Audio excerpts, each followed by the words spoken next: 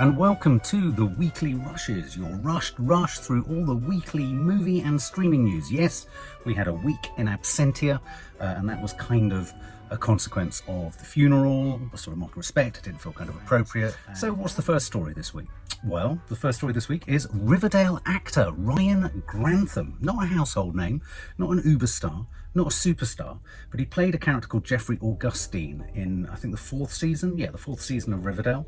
And he's just been sentenced to life behind bars, life in Canada, for the and he won't be entitled to parole for 14 years because he murdered his mother. He shot her in the back of the head after killing his 64-year-old mother by shooting her.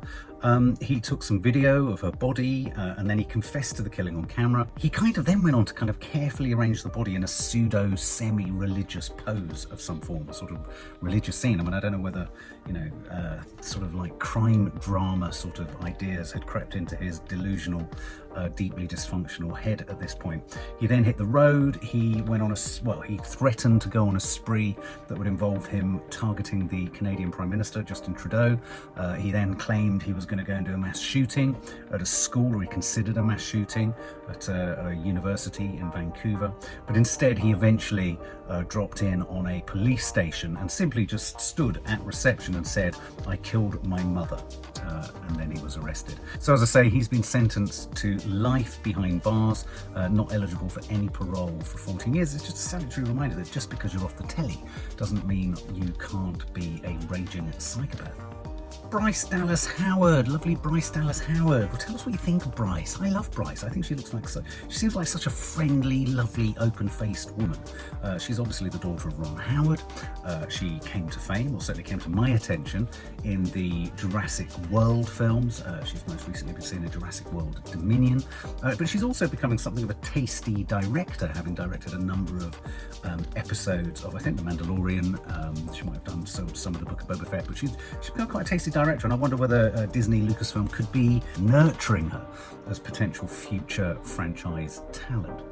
Well, Bryce Dallas Howard has been talking about the pressures that she felt she was put under whilst shooting Jurassic World Dominion. She herself has said she has fluctuated over the years in terms of weight and body image, but she said that she was actually asked, whilst making Jurassic World Dominion, which is the most recent film, isn't it? She says that I've been asked to not use my natural body in cinema. Think about that. Imagine being told not to use your natural body in cinema.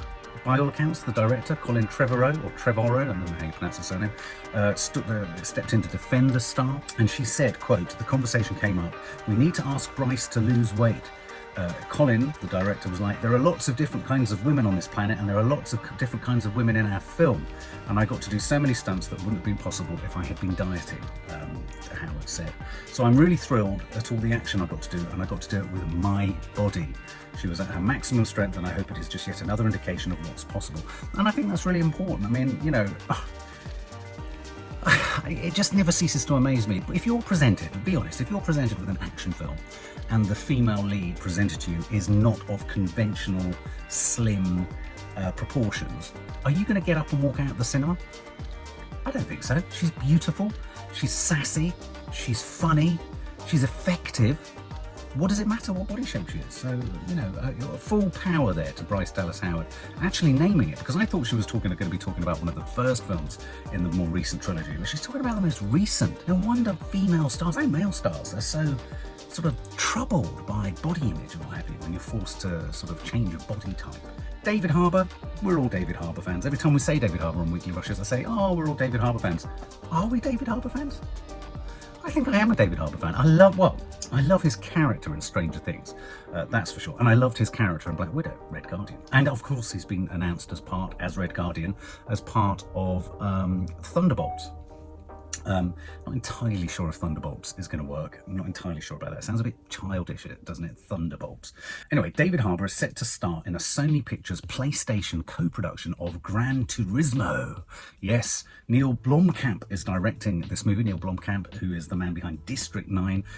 One of the best recent, well, I say recent, it was how long ago was it now? 10, 12 years ago? It was a fabulous, if you haven't seen it, just go and see District 9. South African set film.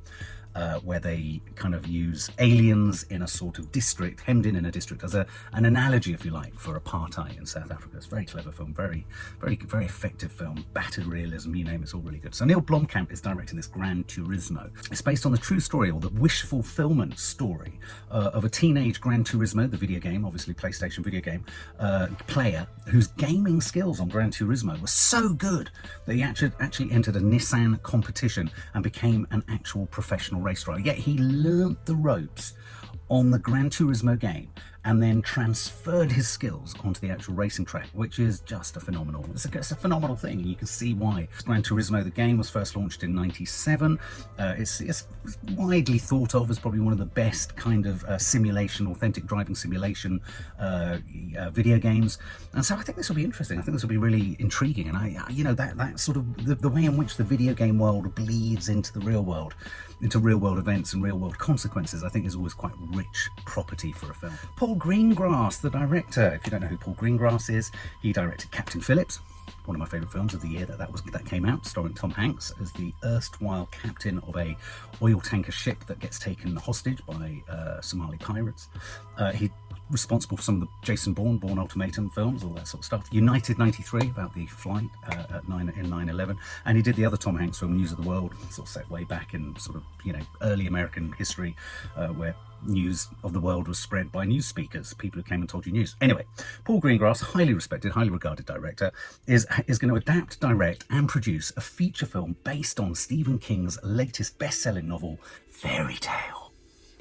Stephen King must be one of the most prolific and richest writers and producers of fictional realms and idea. I mean, that man's brain, he must have ADHD or something, because he just in an hour he comes out with 86 million sort of potential IP properties, for intellectual properties for you know, broadcasters. You know, sit with Stephen, have a cup of coffee with Stephen King and you'll walk out with 12 series ideas and 16 movies. I mean, he's just a one-man movie studio, isn't he, in his head? Anyway, this tells the story. Fairy Tale it tells the epic tale of a 17-year-old boy, let me read the blurb, who inherits the keys to a terrifying world where good and evil are at war. The stakes could not be higher for that world and ours as he journeys into the mythic roots of human storytelling. So this fairy tale obviously going to be quite meta. It's going to be about the act of telling stories. So I think it's going to be quite self-referential. It's going to be quite sort of layered. It's going to be quite complex, but kind of entertaining. Stephen King said, needless to say, I'm a Paul Greengrass fan, and I think he's a wonderful choice for this film. Meanwhile, Paul Greengrass, stroking Stephen King's back, said, Fairy Tale is a work of genius, a classic adventure story, and also a disturbing contemporary allegory. Where is storytelling in our modern day lives? I mean, it's on streamers. Well, Stephen King owns it. Stephen King owns storytelling, I think. We mentioned this next story on our Popcorn Junkies Instagram account. There's not an enormous amount of meat to put on the bones of this, but it's Saoirse Ronan, and I know lots of you are Saoirse Ronan fans. I'm a Saoirse Ronan fan too. I have to say, I think it's not surprising that she's a 4-time Oscar nominee and not quite won. I think I'm waiting for something that's a little bit, I don't know, raw, a bit more mucky, a bit more kind of rough and ready at the edges. I need a performance from her that doesn't seem so sort of perfectly honed, perhaps. Maybe I'm being unfair. Anyway, Saoirse Ronan, she used to star in Steve McQueen, not Steve McQueen the actor, Steve McQueen the director's next film at Apple Films. Saoirse Ronan is starring in Blitz, which is Steve McQueen's film, which will be about the various stories of Londoners during the Blitz. I can only assume that because it's Steve McQueen, that there will be some kind of race aspect to it, though why I'm assuming that is based solely on his body of work thus far. You know, he's come off the back of the multi-BAFTA winning Small Axe anthology series that he made for the BBC, I believe, which was all about the experiences of West Indian immigrants in London during the sort of 50s and 60s. He obviously won an Oscar for 12 Years a Slave. He made Widows, which I didn't like at all. I thought it was very weak. But this is a new film. This is a new film coming from Apple, and this is a big one. I mean, Apple Films, I think Apple are hoping this will be one of their Oscar contenders, and it could well sit alongside the Will Smith Enslavement. Is it Enslavement? Emancipation? I forget the name of it, but the Will Smith one. So Apple really riding on two big vehicles here, and this definitely is one of them. Just a brief little kind of detour off into the land of Star Wars. There I was saying maybe Bryce Dallas Howard could be a director for Star Wars. Well, there was Patty Jenkins. She was going to be directing Star Wars Rogue Squadron. Sadly, she's been pulled off. Or, well, the whole project seems to have just vaporized. It's just evaporated. It's just disappeared. Disney have removed it from their schedules, and there's no sign of Taika Waititi's Star Wars film. Kevin Feige's Star Wars film, Rian Johnson's Star Wars trilogy. I can only believe, as we sit on top of Andor that's just landed on Disney Plus, which I will be watching, Nenad, and reviewing, I can only assume that what Lucasfilms and Disney are very consciously doing here is creating a purposeful 5-year buffer zone between the last lot of Star Wars films and the next lot, because it's the only way they can regenerate that excitement and fever pitch kind of expectation amongst the fan base and the non-fan base. You know, I think they're doing quite a good job of keeping the universe, if you like, going on Disney Plus. You know, varying levels of success with different series. The Book of Boba Fett was terrible, but I think this is a conscious decision. I think you're going to find that they're going to sort of keep knocking it into the long grass, and then suddenly there's going to be a flurry of activity, and 3 more films are going to land, probably when I'm 60, which is frustrating because I'd like to watch them in my 50s, if I'm honest. Warner Brothers have committed to, or are committing to, a sequel to Constantine. I never saw Constantine. Is it good? Starring Keanu Reeves, a DC character that sort of pivots around religion and all that kind of stuff. It was a thriller that was made in 2005, a sort of supernatural thriller. It made a lot of money. It made $200 million in 2005, at the box office in 2005. As I say, it starred Keanu Reeves, and he played a supernatural exorcist and demonologist, Mr. John Constantine. And in the original, I think he was dying. Doesn't he then sort of try and stay around by saving his soul, and there's a fight between the Archangel Gabriel and Lucifer and all this kind of stuff? That's what I've sort of read about in the blurbs. So this is interesting. I mean, Keanu Reeves' sort of star is totally on the, I mean, he's everywhere. I mean, although Matrix, Armageddon or Apocalypse or whatever it was didn't do very well at all, did it? And a lot of people said it was pretty shit. His John Wick films are doing incredibly well, and I think this could be good. I think, you know, sort of moving back into the DC world. I think DC and Marvel need to do more of it. If you haven't seen the Marvel trailer for Werewolf at Night or whatever it is, I think they need to move into these territories that are on the margins and at the edges of their comics sort of fandom. You know, the sort of tales of mystery, the horror stuff, the freakier stuff, the more supernatural stuff. And so you've got your superheroes, yeah, keep them trundling along, but also exploit those other kind of territories that you've got going. And I think Constantine as a resurrection, the resurrection of Constantine, is a good idea. Nick Frost. Are you a Nick Frost fan? We're big Nick Frost fans. Nick Frost, obviously, the long-time collaborator with Simon Pegg. You know, he's been in all sorts of films with him, The World's End, Hot Fuzz, Shaun of the Dead. He's also not just Simon Pegg's partner. He's a creative powerhouse himself. He's a writer. He's a fabulously funny comic actor. Nick Frost is joining Lena Headey. Is that how you pronounce her name? Lena Headey, who you'll know really well from Game of Thrones. They've been cast together in a comedic thriller called Svalta. I guess it's a sort of Nordic skewed thing. These two actors were together in Fighting With My Family, which was, if you haven't seen it, was a brilliant film. It's where Florence Pugh kind of really actually punched through as an amateur wrestler who then gets qualified, you know, keeps persisting, follows a dream from very humble origins, a suburban house somewhere. Nick Frost is her dad, Lena Headey is her mum, and she manages to break onto the international scene, with the WWE Championships. Dwayne "The Rock" Johnson was in there. Florence Pugh was born from that film, but Nick Frost and Lena Headey were brilliant together in it. Well, they're reteaming on this film, which is going to be set in Finland. I don't know if it's a sort of pastiche of Nordic crime noir, or whatever, but the log line for this is it follows a family on their summer vacation to a remote island with a dark past. Whilst there, they discover that a serial killer is on the loose, and unfortunately for them, the hostile locals have no interest in helping them. So I think it's going to be a bit of a spin on the Nordic noir type thing. Did you enjoy The Father, the film based on the play by Florian Zeller? Are you looking forward to The Son, starring Hugh Jackman, that's soon to come out, also based on the play by Florian Zeller? Are you now looking forward to the TV series directed by Florian Zeller, which is a TV adaptation of the Broadway hit and West End hit, the Lehman Trilogy? The Son and the Father director is directing, writing and producing a TV adaptation of the Tony Award-winning show, The Lehman Brothers, which starred Simon Russell Beale. This tells the epic story of one of the world's biggest financial institutions and how they had a key part in actually sparking the 2008 stock market crash and economic Armageddon that the world slipped into as a consequence of the whole banking crisis. You've got aspects in there, I'd have thought, of succession, you know, the idea of family, the idea of business, all that kind of stuff. Zeller's directing it. We don't know who's going to be in it yet. It's a TV series, so I think it could be quite rich. I think it needs to find clear blue water between itself and Succession. It's quite a hard act to follow, Succession. I think I might have seen the Lehman trilogy, and I think I was spectacularly underwhelmed by it. Blade Runner, any Blade Runner fans here?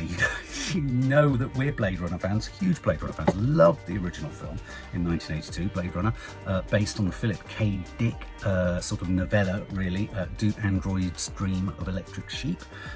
Directed, obviously, by Ridley Scott, beautifully executed, beautifully visualised, beautifully, realised futuristic world in which, replicants exist, and a Blade Runner goes out to kind of hunt down replicants and all this kind of stuff.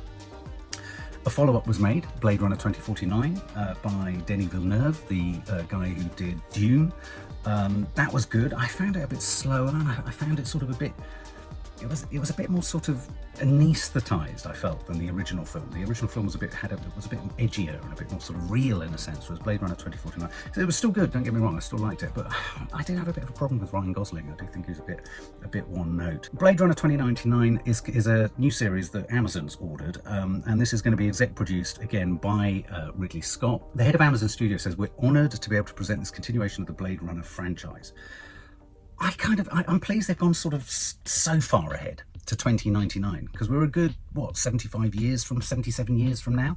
I think that's far enough ahead to really let loose with the imagination. And I want to see something that's parked far enough ahead but close enough to where we are, which I think the original Blade Runner did, so that we can think, oh, is that a possibility? Because I think science fiction at its best, sci-fi set within a real world, or a sort of developed version of our world, is at its richest when we're asked to imagine, oh, I wonder if that could happen actually for real. Or, a lot of stuff in Star Wars and Star Trek, you just think, well, that's ridiculous, that's never going to happen. But in Blade Runner, I think sci-fi is really strong when it's teasing with what you think, oh, that's happening now, could that happen then? And I think setting Blade Runner 2099 in that sort of distant enough, it's far enough away for so much to happen, but it's close enough for us to potentially recognise what we see in it. So I think this could be a really good series. I hope it's given a really rigorous, and I hope they go for that realism as well, and they don't just CGI the fuck out of it, please. Sarah Paulson, we're big Sarah Paulson fans. I a little bit like the Evan Peters in the Jeffrey Dahmer series on Netflix. I think Sarah Paulson is in a sense so much better than her Ryan Murphy sort of material. That she's obviously been a long time collaborator with Ryan Murphy in lots of the criminal shows, and also obviously in American Horror Story. She's a great actress. She's got a fabulous face. She's lovely off screen. She's great. She's just great. Anyway, she's due to star in something which is a series adaptation of a documentary series. So this is a drama adaptation of a documentary series hit for HBO Max, and the documentary hit was something called The Way Down: God, Greed and the Cult of Gwen Shamblin. So what HBO are doing is they're going to make a drama version in which Sarah Paulson is going to play Gwen Shamblin. But the question is, who is Gwen Shamblin, and where is The Way Down, and have you seen it, and why haven't we, and is it available? All these questions being asked of it. Gwen Shamblin rose to fame with her Way Down workshop, as in weighed down, like under a weight, which is a Christian-based diet program. And she founded something called the Remnant Fellowship Church. Apparently she was a very lively figure, probably a bit like Tammy Faye, quite a sort of TV-angelist type thing. She was then accused of emotional, psychological and physical abuse, and she was also allegedly exploited the church's sort of like cult-like. So she took on a cult-like status within this church. The Way Down, which was launched in September, documentary series, apparently whilst they were finishing up the 3 episodes, she and her husband died in a plane crash, and then they made 2 more episodes. I mean, I need to get my hands on this, The Way Down. It sounds absolutely brilliant. So Sarah Paulson has been cast to play Gwen Shamblin in the TV drama version of a TV documentary series. Something else that we talked about on the Popcorn Junkies Instagram account, and a lot of you are like, no, this is wrong. Regé-Jean Page, who you'll know from Bridgerton, and Glenn Powell, who I haven't got a clue who he is, but he was in Top Gun Maverick, they are about to star in a reimagining of Butch Cassidy and the Sundance Kid. I kid you not, for Amazon. Amazon really are pulling out the stops, aren't they? It's to be exec produced by the Russo brothers, they who gave us The Avengers, The Grey Man, Cherry, was it? The Tom Holland film. Chatter is that this will be set in a universe, a sort of an alternate American universe. I don't know whether that means it's like Westworld. I think it's set in the Wild West, but not necessarily the Wild West of history, but the Wild West of imagination, which is like most Wild Wests, let's face it. Regé-Jean Page, I always sound a bit drunk when I say Regé. Regé-Jean Page, oh, sound a bit drunk, sorry. Regé-Jean Page will play Butch Cassidy. Powell will take on the role of the Sundance Kid. How do you feel about this, guys? Come on, be honest with me. Share with me, share with me. How do you feel?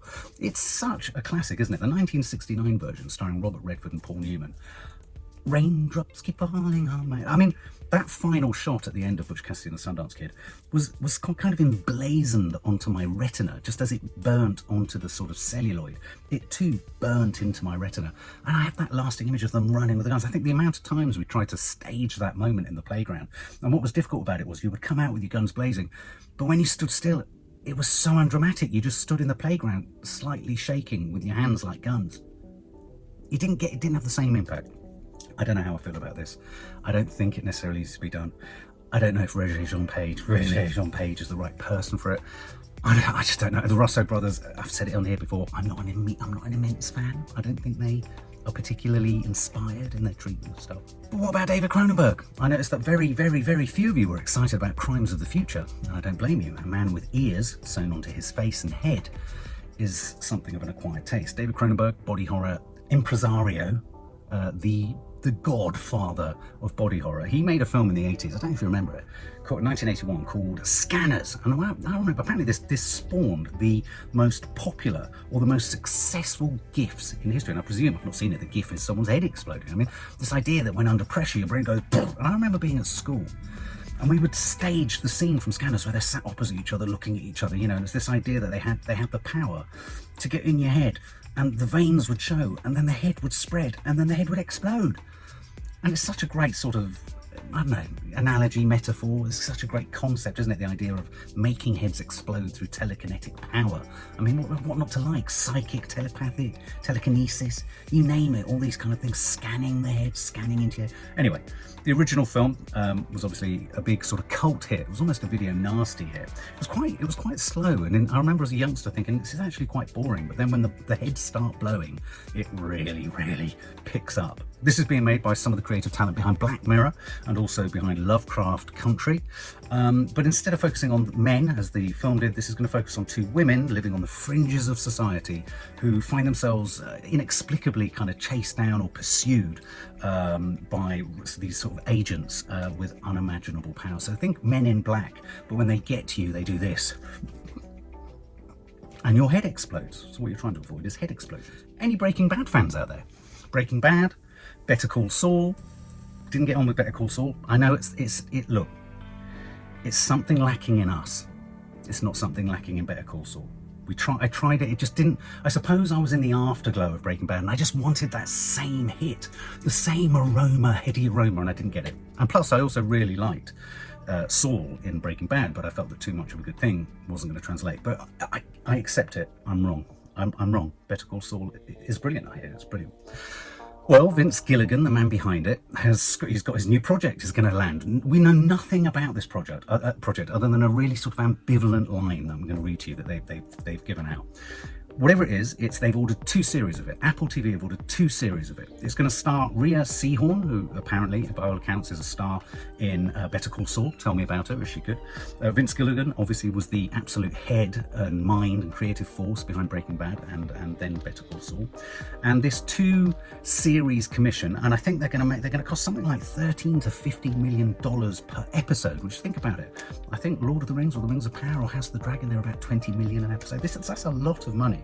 And this is being described as, get this, it tells you nothing, a blended, grounded genre drama. What the fuck does that mean?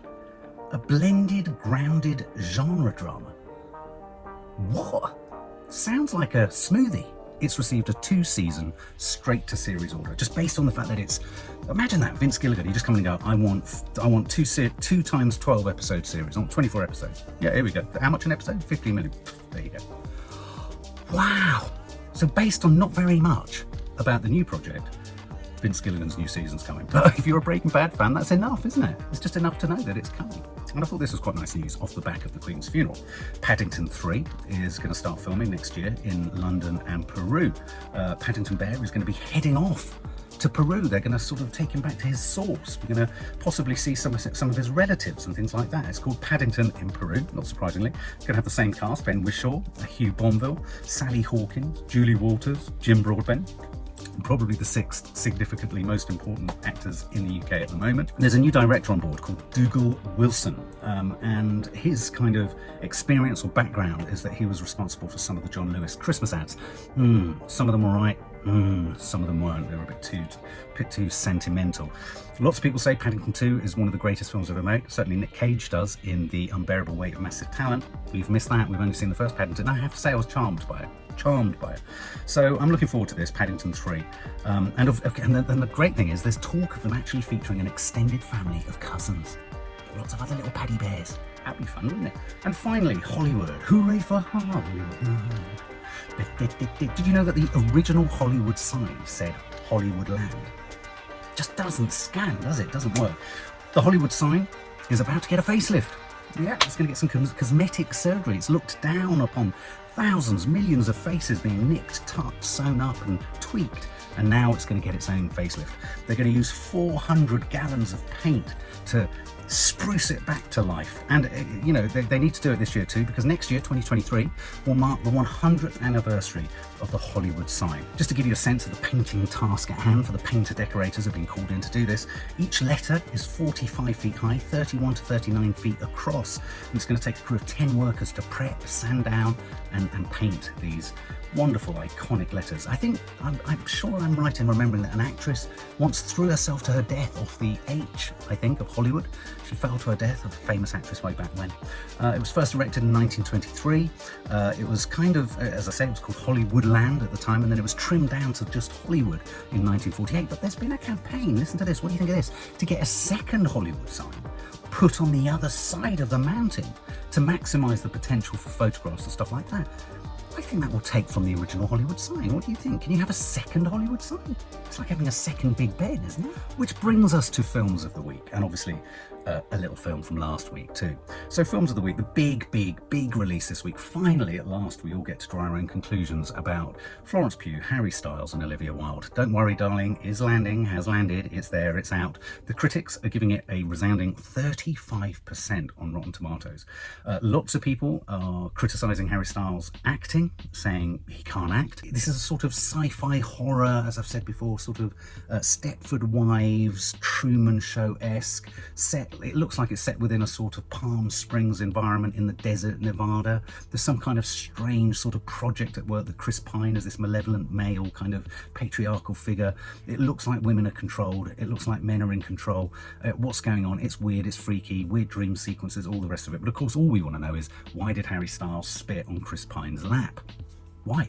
So anyway, we're going to be able to see it this weekend. Obviously, the review will be landing on the channel when we have. The other big release of the week is a Netflix release. It's Blonde. I think it's on at very few select cinemas. Blonde is essentially a sort of, well, they're calling it a psychological drama, but it's a biopic, but it's not based on her actual life. But it features all the characters from her life, and it features Marilyn Monroe, but it's based on the Joyce Carol Oates book, which essentially takes liberties with what happened in her life, and it allows us to kind of get into what she felt about things, how she was exploited. It tells us all the bits that we've kind of only guessed about. So it allows us to sort of fill in the gaps on her life, and not all of them are particularly nice, and I think that's why the film's come in for a lot of criticism, is that it focuses on the negative, it focuses on the dark, the sexual. It's got a very high rating, so apparently the sex in it is explicit, and I'm presuming it's sexual assault or rape or something like that, so be guarded when you go in. There could be stuff in it that's quite triggering. It looks like it's beautifully shot in black and white. It's directed by Andrew Dominic, who, as I've said in the press and push for this film, seemed very angry, and I think that's because he's been getting a lot of stick from people saying that it's a sort of gratuitous portrait of a Hollywood screen icon. But again, the review for that will be landing on the channel as soon as we've seen it. And from last week, Moonage Daydream, documentary by Brett Morgan, a psychedelic hallucinatory pulled together of archive performance footage, a narration by the man himself, David Bowie. So it's going to be a sort of biopic, a classic. I mean, in true David Bowie style, you're not going to do a David Bowie biopic or documentary about his life in a conventional fashion, and this doesn't sound conventional. The trailer looks absolutely sensational, majestic, magical. You can watch it on the IMAX screen. I can see probably why we should, and likewise, once we've seen that, we're going to be delivering a review of that too. So there's a sort of adventurous and experimental documentary about the legend that is David Bowie. And there you have the weekly rushes, this week's rushed rush through all your movie and streaming news. Tell us which stories have grabbed your attention, and make sure you have a very, very happy film watching weekend. For more film and family fun, don't forget to click the subscribe button and make sure to click the bell to never miss an update.